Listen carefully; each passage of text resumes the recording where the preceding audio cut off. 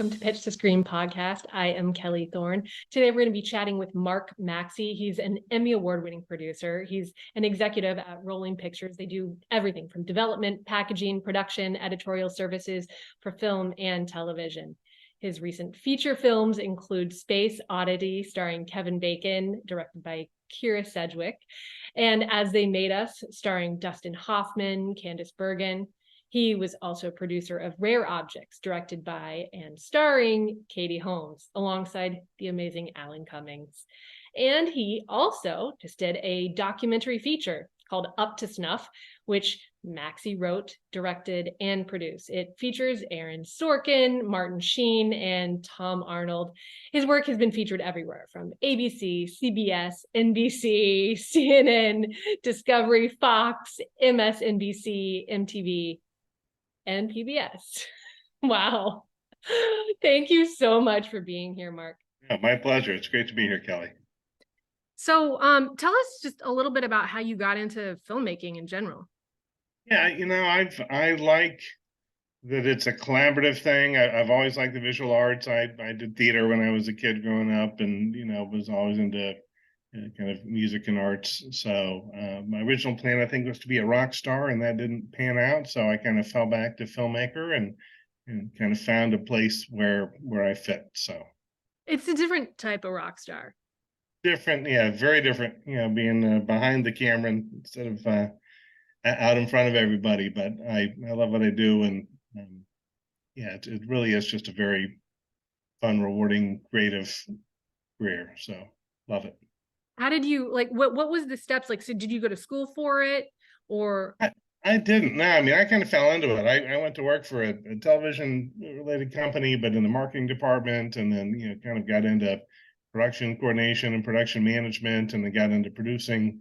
Ultimately at a different company, not the TV company. So I was with a production company for about 20 years, where we were hired guns. So people would hire us to do commercials or PSAs or television shows or whatever it was, webcast. It didn't matter to us. You came to us with a story to tell and a budget, and we were the lights, camera, action guys that would put it all together. So that was a wonderful period in my career, and the process of doing that work is very similar to the process of making a feature film. So that led to doing unscripted and documentary style programs, and then ultimately I got to the point where I decided I wanted to pivot and do narrative feature films. I wanted to just tell the stories that I wanted to tell, not the stories that people were bringing us and hiring us to help them tell. So that's when Rolling Pictures was formed. And that's what we've been focused on ever since, is primarily narrative feature films that are types of stories that I like. So I'd love to hear more about more in depth about how you go about your creative process when you are working on a new project. Sure. Yeah, it all starts with the story. The types of films that Rolling Pictures tells are all more character driven than anything else. We're not doing Fast and Furious or Mission Impossible. There's no car chases or crazy, stunts or anything like that. They're all more character driven. So it's different genres. One was kind of a romance. The Kira Sedgwick film was kind of more of a romantic film. The Dustin Hoffman film that was directed by Mayim Bialik was very heavy. That was more dramatic, about a dysfunctional family and an abusive parent,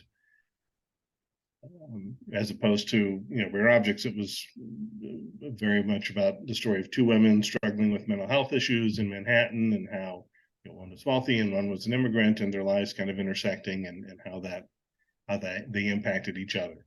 So I think I prefer kind of this diverse, different types of genres, but all kind of compelling, character-driven stories that I find interesting. So is there something that happened that was particularly challenging while you were working on a film or TV show or project, and like how did you overcome that? I think every project has its challenges. I think I'm an independent filmmaker, so independent filmmakers are always challenged by finding financing for things or finding distribution for things. Those are, I think, two hurdles that are common to most indie film projects. So there's that, but then even just during the course of production, there's challenges that'll come up, and you'll be shifting things based on a location that you thought you had that then you don't, or an actor who is committed and then gets COVID, and so you lose them for 2 weeks while they're quarantining, so you have to shift your schedule around, or whatever it is. Things happen over the course of a 4 to 8 week production is generally what mine are. So, and you just adapt and roll with it. I mean, that's part of the job of producing, is being that person that could work with the director and the department heads and the locations managers and everything else to just, let's look at the big picture. Let's look at what we need to get done today. Let's make sure we make our day. Then let's plan for tomorrow. We're trying to get ahead so that when that day comes, we're ready. So, I mean, I feel like a producer's job is to really kind of deal with all the noise around a production so that the director can focus on the actors and the story. If I can keep things off of a director's plate, that's I think a big part of being a good producer, is just taking care of all the other stuff so that none of that percolates up to the director. They can just stay focused on the actors and the performances and the story. How do you pick the scripts that you work on? Do you work with an agency or somebody? Do you have a script reader in-house, or are you there just looking? Do people submit scripts to you? How does that work? Yeah, we don't accept unsolicited material, and yet it seems like we know a lot of people, so we get a lot of stuff sent to us from people we know. So there's that. I do have a couple people that all they do is just read scripts and do coverage for us, which kind of helps weed that out, because I just don't have time to read everything that ends up in my inbox. But then based on the coverage, then that'll help me prioritize my time better, so I can spend the time reading the things that the team feels are definitely strong contenders for the types of stories that Rolling Pictures is looking for, and the types of films that we like to do. So yeah, it all starts with the screenplay, and then goes from there. So, and then it's also getting the right director attached is sometimes not always easy. There are screenplays that I've optioned or acquired the rights to where I don't have the right director for the material. I don't know if those projects will ever get made, because it takes you don't want just any director attached to any project. The director has to really, the story has to really resonate with the director, and they have to love it as much or more than I do to really be an effective person to carry that project or that story forward. So how do you stay positive? How do you continue to propel yourself forward? I think that's one of the things it's been tough for me, is finding the people to surround myself with to really stay with it. Like I had a vocal teacher and an acting teacher. Both of them said the same thing to me. They were like, "You are in the Olympics. This isn't just a job. You're in the Olympics, and you have to be the best all the time." And it totally changed my outlook. I was like, oh, okay. Like, this isn't a 9-to-5 job where I can come in and collate and copy. How do you stay positive? How do you stay optimistic and keep those creative juices flowing in as an indie filmmaker? yeah, well, one, that you have to love what you do, and I do. It doesn't feel like work, because I love what I do, and I'm always thinking about it, and I'm always working. So I mean, I have a wife and kids, I have a family, I have some balance, but nonetheless, this isn't the kind of job where you punch out at the end of the day and then move on to the next part of your day. And in the evening, after people in the family have gone to bed, I may be back down working on a script or a budget or letters to talent or whatever. You're just always thinking ahead for what's next for this project, and what can I be doing today to help move that forward, because I love what I do. So that's I think the most important thing. Secondly, is surround yourself by really good people. You touched on that earlier. I like to say that if I'm the smartest person in the room, I'm in the wrong room.